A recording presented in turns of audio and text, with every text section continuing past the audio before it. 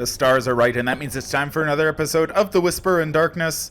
I'm your host, the man from Leng. Thank you very much for joining me today. On this episode, I'm bringing you another installment of A Chance Encounter, a conversation with members of the Arkham Horror LCG community who have contributed to the game in some way, whether that's building decks, writing strategy articles, hosting podcasts, recording playthroughs, or in the case of today's guests, all of the above. Founded shortly before the game's launch 2 years ago, the Mythos Busters have left their slimy tentacle tracks all over the Arkham Horror LCG. In addition to a popular podcast, Sean, Ian, Nick, and Scott host strategy articles on their website. They do card reviews through the Miskatonic AV Club over on YouTube.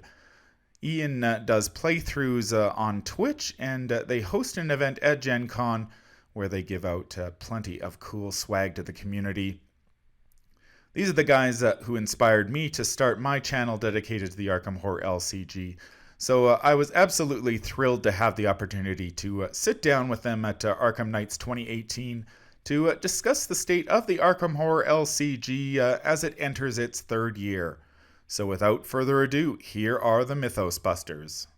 All right, so I'm joined by the Mythos Busters. Welcome to the show. Thanks for having us. Thank you. If you could just introduce yourselves quickly so everybody knows who you are. I'm Nick. Ian. Sean. Scott. Sorry, I'm between you guys. Okay. In case order ever matters again.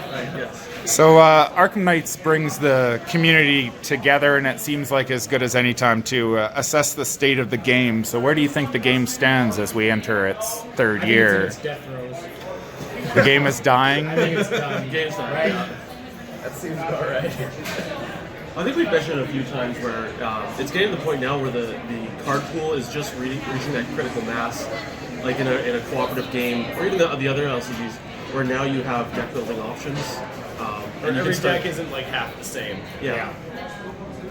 So I think it's going great. I think this next cycle is going to be exciting. So.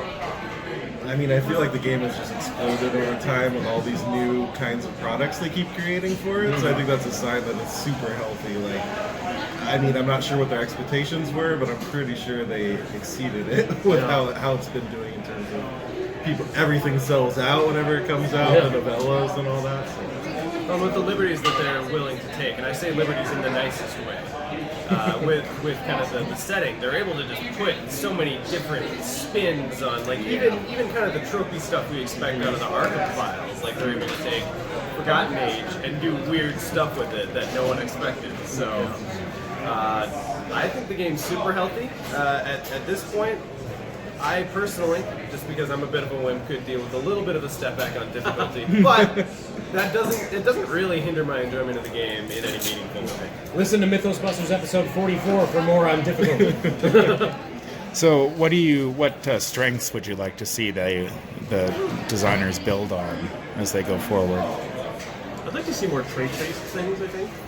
Trait play is fun. I was just going to say, I love the faction design so far, and as long as we can just double down on that, I think this game will be great. Yeah, I'll triple down.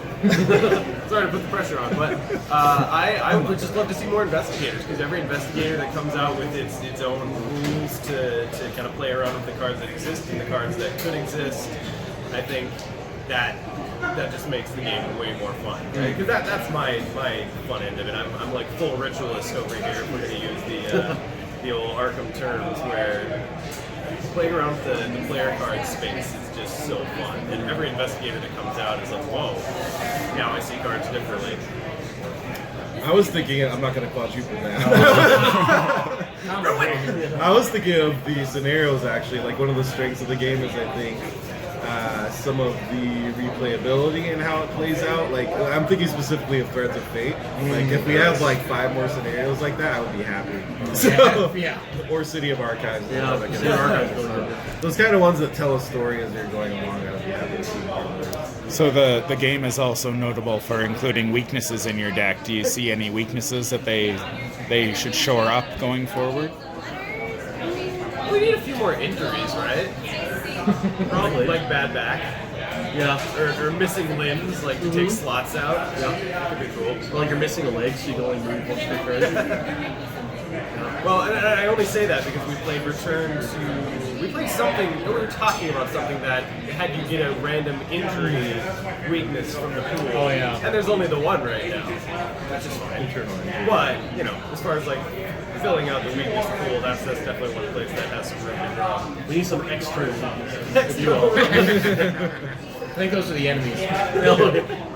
And what about with the game mechanics in general? Are there things you'd like to see them make stronger, fill some holes or gaps? I think the biggest thing we've talked about is just the difficulty of Forgotten Age, so I don't want to go on another big rant about it, but just... But I think just making sure that the game remains accessible for new players is the biggest thing to which I think overall it is. It's just Forgotten Age can be a little bit intimidating, so just keeping that in mind. It requires a caveat Yeah. at this point, and that's fine. It's fine that you have a caveat, but we've had people say like you don't bring new players in here, and if we have more of that, it's a problem. Right now, it's not. Agreed.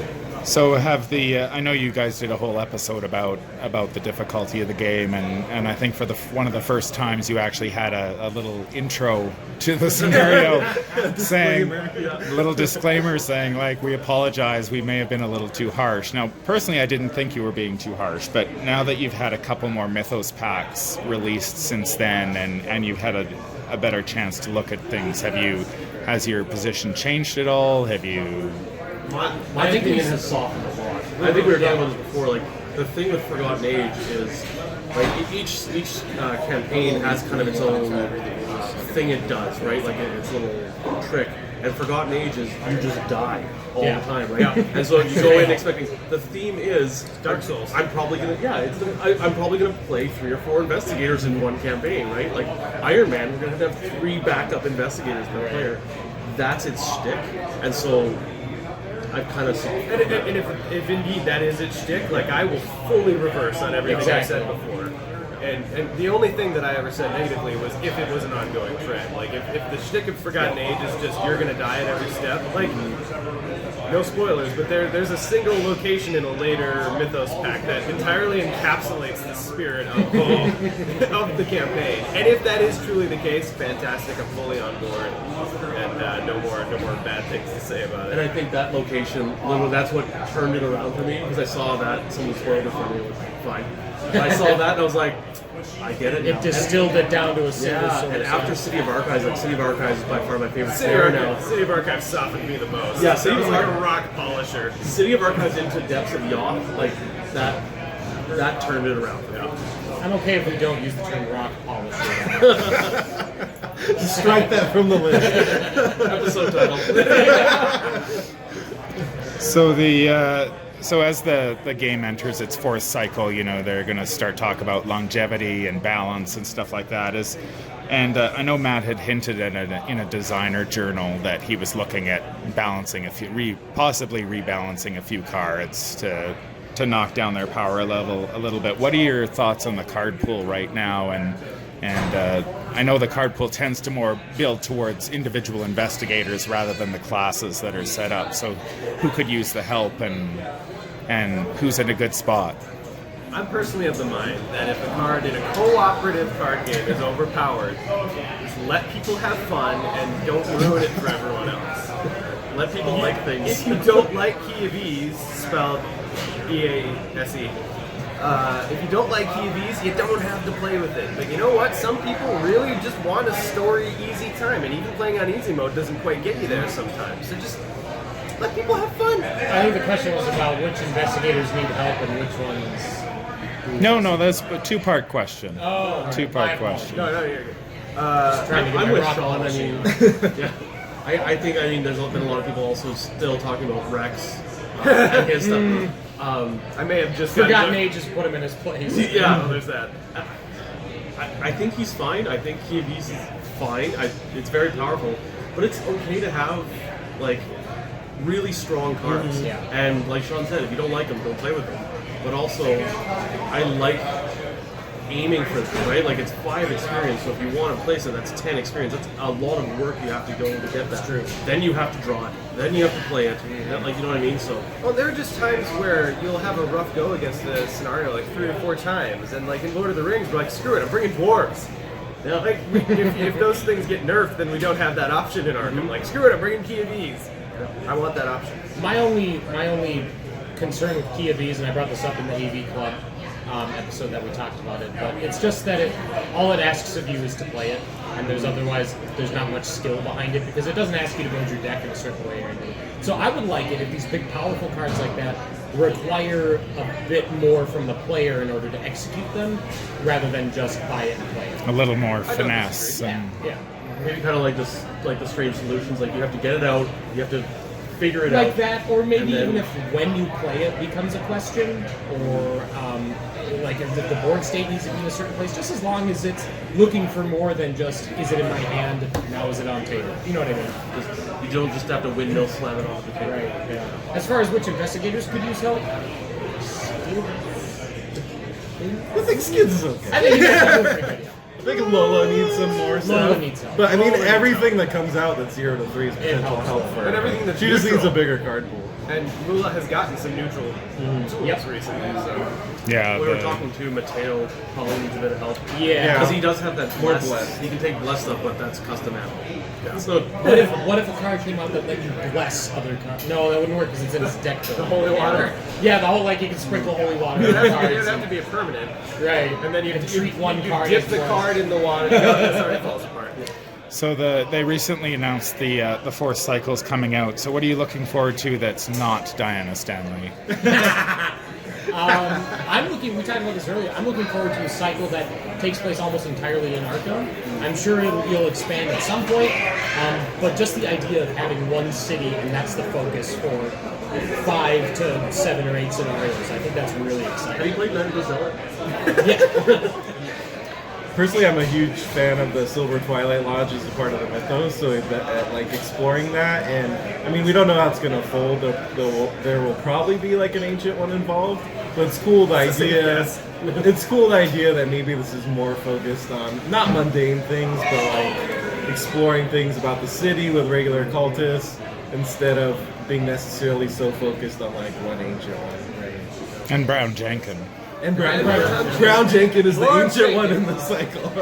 I've Brown made Jenkin trade. boss at the end. I'm interested to play the prologue. I think that's a really cool That's a idea. really interesting design. Yeah, to play a character that is not going to stick around, apparently. So It's a cop-out, but I'm just excited for new investigators. Like, anytime Yeah. the cycle drops, I'm like, ooh, Yeah. new toys. I really want to read a Survivor. It's my number one wish. Read a Survivor. Yeah, read a Survivor. So you guys are participating in the Iron Man tomorrow, and I think you guys played last year, except you, Ian. You didn't last year. So what do you think is going to be the main difference between this campaign and last year's I campaign? mean, I'm here, so. We don't have an Essex County Express to keep our time Yeah. under Yeah. a manageable number. That's the Essex thing. County was Last time year- to fail, basically. Last year, death was a foregone conclusion in one scenario. This one, in Oath, we just have to try to avoid it at all costs. But we're still prepared for it. yeah. So do you think there's a particular scenario that's sort of going to be that hump scenario that you guys have just got to get through? You think it's going to be fantasy? Phantom, as I far think as it's gonna like be get Oath. time. Well, Oath for the mechanic of it. Yeah. Time-wise, Phantom is going to be a slog. Yeah, that's like it's going to be a 2-hour, 2.5 for that one scenario. So Yeah. we're going to have to make sure to keep our pace. Fast turns. Yeah, like just quick turns and Chest clocks. Yeah, I played it four-handed once and swore I would never do it again. What, four-handed in general? No, just that particular scenario. Like by the end, I was just like, okay, just kill me. I'll just take the 2 trauma, whatever it takes, because those doom removing cards just kept, and I just couldn't be in those places to deal with them, and it was like this 3-4 hours. I think it took me 3.5 hours, and I was just. there's just so much room to cover in that Yes. scenario. Well, on that count, we're prioritizing cancels, treachery cancels, wherever we can, doing like second tier upgrades. So yeah. So I know you guys did a whole episode about this, so just summarize quickly who you're playing and... Well, I wasn't on that episode. I'm playing Leo, and I'm the monster killer for the campaign. So basically upgrading his allies a lot and then getting the Browning automatic rifle and sleight of hand, and that's basically the strategy. And then who's your understudy if you lose an oath? Zoe, because she can do pretty much the same stuff that version of Leo can. So I'm playing Safina, like flex spot, meaning trying to cover both clues and killing enemies, but focusing more on getting clues, hopefully. I wanted to play Safina because she has high willpower, which is good for Carcosa. And also, she's very toolboxy because of how she works with her cards under Investigator card. So you can kind of adapt to each scenario. I have adaptable in it. Well, I'm going to, so yeah, that's the idea. Who's your understudy? Oh, understudy is Jenny because she can just cover, like, whatever. She's super balanced, like the epitome of pay to balance. win. Yeah, exactly. No, you go. I'll go because because I'm kind of half Ian. I'm the other flex. I'm playing Yorick. Ian's kind of like flexing a little bit on the clue side, and I'm flexing but a little bit more on the killing side. So it's just gonna be Yorick and 2 knives because that's how you run Yorick. Yep.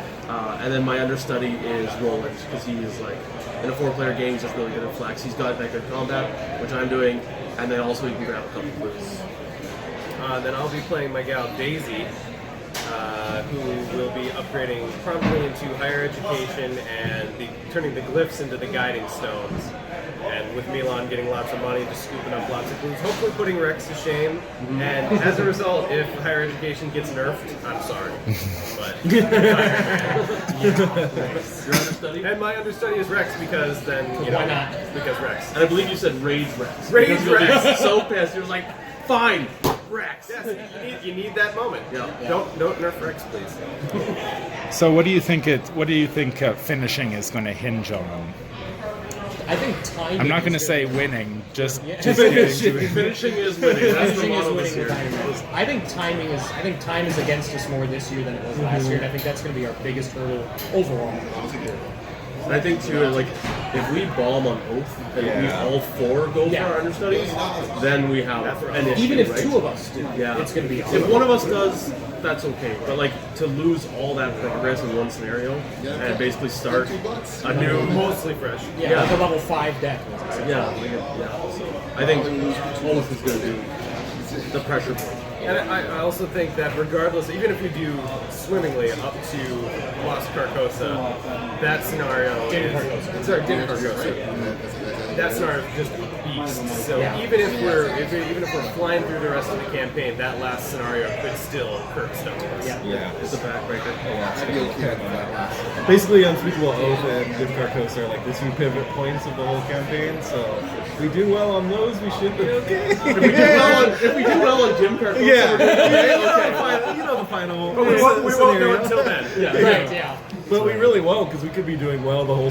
because I had a solo min deck, and it was one of the best campaigns I ever had. Got to Dim Carcosa, lost in like 4 rounds. So doing well in the rest of the campaign doesn't necessarily mean you're going to do well in Dim Carcosa. And that scenario asks a lot more of you than Beyond Time and Space did, in Dunwich. So.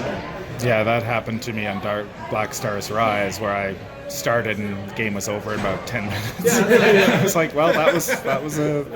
Black Stars Rise can also pretty windmill slam you pretty hard too, if you get like the wrong cards and stuff. So what is it like for an event like Arkham Knights? How do you see that being important to the community? I know there's lots of players here. A lot of people are participating in the Iron Man. I see a lot of people playing it just on Friday afternoon here, getting ready. So It just builds hype for the game. Gets people excited, and even people who can't be here, like they're on our Discord, we're posting stuff. Everyone's talking, and the amount of community discussion, and there's tons of people doing the Arkham Knots Iron Man, and people saying, "Oh yeah, Saturday, get me some friends together," like just that. It's kind of like It's a coming together point. yeah. And we've got the Knights Usurper.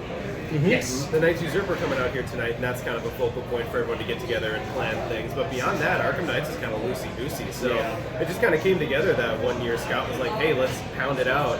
And talking about it on the podcast and kind of broadcasting it on our Discord, and it's gotten enough people interested that it's just kind of it's an annual thing now. Yeah. I believe we have 8 teams in Iron Man. Yeah, we had 4 last year and 1 had to quit early, and now this year we've doubled that. We have 8 teams. So There actually might be a 9th. I think there's a couple people that are throwing it together. That's right. sure. So Like a couple days ago. our little fan-made event, more or less, is actually going to account for over 10% of the Arkham Knights participants if everyone shows up. So that's a little feather in our proverbial cap. It's Mythos Busters, the 10%. It's something that doesn't get talked a lot about, but like I feel like community, like LCGs live and die based on their communities, and because essentially when you have these communities, they may be like small as far as the active people who are on Discord and going to these events, but they like attract people into it like moths to the flame.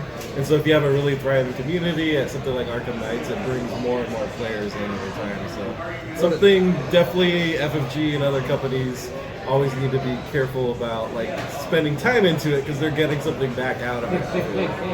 Don't they? So you guys have been doing the podcast for about 2 years now, I think. Has it been that long? Yeah, it's been that long. So what do you guys have planned for the future? I know you just recently launched a Patreon, and you've got some big plans ahead. What can people look forward to? I think most of our plans are on the Patreon as goals, as far as like that's what we're really Musical episode. Can't wait. Yeah. So like, I mean, we definitely want to do more with swag for events like this, and like at Gen Con, and the Patreon will help with that for sure. Yeah, we have some good plans in place that will hopefully come off for Gen Con swag next time around. We wanted to basically do more and more content. So Scott has been working hard on catching up our AV Club, which is the series where we go in depth with the player cards. And then I started a series recently streaming, playing through a campaign. So basically just more, I guess, is what we have planned. More and more content is kind of what we're kind of on hoping different for. fronts too. Like you got a little audio, you got a little video, you got a little in-person here, Gen Con of course. Yep. And you can always count on really stupid puns. As always, we will have your backs there. Yeah. All right. Is there anything you guys would like to add? Can we add an elder sign to the chaos bag? Is that okay? Will that fly? Only if you have another course. Oh. Is that how that works? Been playing around this whole time. No, I don't think so. Just thanks to everyone for being part of the community and everyone who listens and supports any of the community outlets, not just us. So. And thank you, Cameron. I mentioned on our last episode, I have the utmost respect for your regularity of content. You were just pounding it out. Oh, and it's, thank you very much. I know it's not easy to do, especially on your own, man. I can't Yeah, imagine. no, I need these guys to prop me up. So. And you're the least busy. No, I'm envious of your the four. I just started it on my own because I basically live in this zone where games go to die, and like I think there might be somebody else where I live who plays, but because the store has product, but there's just no support in a lot of areas, and it's really tough for co-op LCGs to coalesce. It becomes so insular as a community because without the invocation events, which are really cool for the stores that have them, but I don't think the push is quite as strong as it could be. But yeah, just more that we have out there and more people talking about it, saying like, hey, I'm here, hit me up for a game, like that sort of thing. yeah. I know one of my local stores sort of went through they suddenly rediscovered Lord of the Rings, and so they had a big push, and I went in and offered, I could do some demos or whatever, and they're just like, no, and it's just sort of like, well, how are you going to get people? The game doesn't go anywhere without the people. You gotta get rid of magic first, is really what Yeah, that's Well, I think the big That's checkbox number 1. Good luck. Yeah, exactly. I think one big thing too with cooperative LCGs versus competitive ones is you can play them just as effectively on your kitchen table with 3 friends as you can in a game store, so it doesn't bring people out to stores as much. Whereas competitive games, you need competition and you need a pool of players so you can compete against them and multiple opponents and stuff. So you see that more gathering of people in stores. So I mean, if you live in a place, I know where you live because we don't live far away, and it's a smaller town. But like, it's really on the people, it's really on the players to spearhead making a community. Because you have to get people like, hey, instead of coming over to play Arkham, let's go to the game store. People see it. Let's set up a regular night. Like, there's a lot of effort. But if you do it right, it can pay off.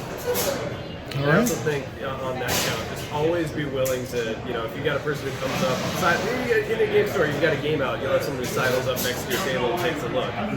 Always reach out to that person, because that's how you pull people in. All right. Thank you very much. Best of luck in the Iron Man tomorrow.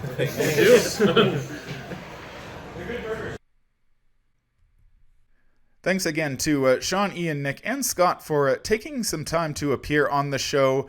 If you haven't done so already, check out mythosbusterspodcast.wordpress.com. That's where you can find their strategy articles as well as their podcast.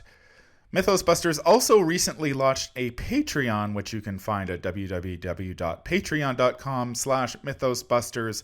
So if you enjoy the content that they make sure you send a few bucks their way. It helps out content creators and lets them continue to do great things for the community. That's going to do it for this episode. If you enjoy what you hear, remember to like, comment, and subscribe. If you need to contact me, I can be reached at manfromleng@gmail.com. I'm also on Twitter at manfromleng. Until the stars are right, keep your shotgun close and your elder sign closer. Take care out there, and happy investigating.